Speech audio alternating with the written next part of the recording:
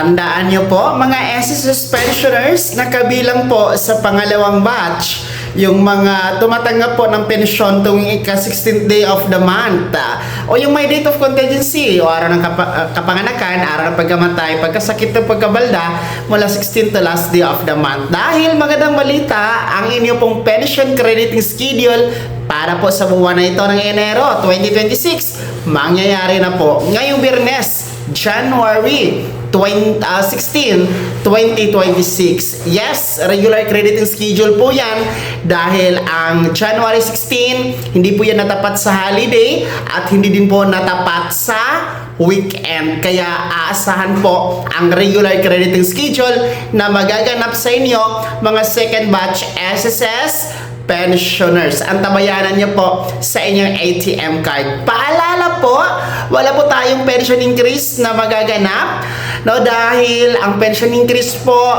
na second tranche o yung pangalawa po na release o second round ay mangyayari po ngayong September pa 2026 under the SSS Pension Reform Program, mga ka-vlogs. So, ang Pension Reform Program ay wala pa talaga yan ngayong Enero.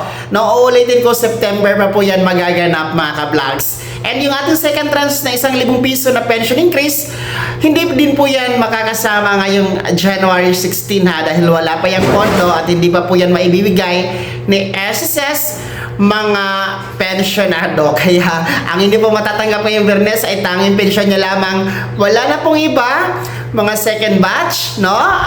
Yun po ang makikredit sa inyong ATM card. Uulitin ko po, ngayong Biyernes, no, January 16, 2026, pension crediting schedule mangyayari na para sa ating mga pangalawang batch SSS pensioners para nitong Enero 2026. At yan po ang pinakahuling balita para sa inyong mga pensionado na SSS. Maraming salamat po sa panonood. Huwag kalimutang mag-subscribe, i-click ang notification bell, ilagay sa all para una ka sa mga balitang i-upload ko.